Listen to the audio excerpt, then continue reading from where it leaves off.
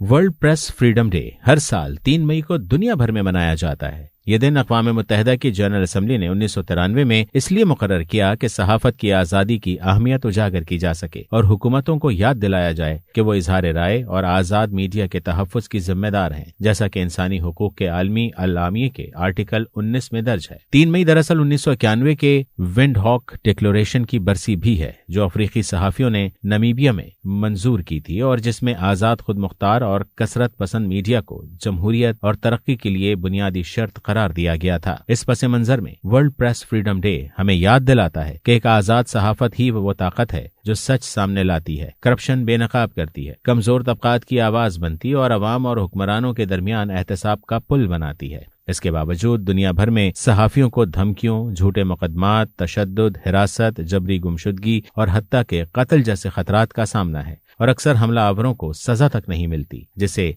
Impunity कहा जाता है। यही वजह है कि इस दिन पर अक़वाम मुत्तहिदा, सहाफती तंजीमें और सिविल सोसाइटीज हुकूमतों से मुतालबा करती हैं कि वो मीडिया के खिलाफ जराइम की शफाफ तहकीकात करें, सहाफियों के तहफ़्फ़ुज़ के लिए कानून और सिक्योरिटी मैकेनिज्म मजबूत बनाएं और डिजिटल दौर में ऑनलाइन हिरासगी, नफरत अंगेज महमात और सेंसरशिप के नए खतरात का भी संजीदगी से मुकाबला करें। वर्ल्ड प्रेस फ्रीडम डे का असल पैगाम यह है कि आज़ाद और जिम्मेदार सहाफत दरअसल अवाम का हक़ मालूमात है। जो सहाफ़ी आज़ाद होंगे तो शहरी बाखबर होंगे और जब शहरी बाखबर होंगे तो जमहूरियत, इंसाफ और इंसानी हुकूक मजबूत होंगे। इसलिए ये दिन सिर्फ सहाफ़ियों का नहीं, हर उस शहरी का दिन है जो सच जानने और सच बोलने का हक़ रखता है।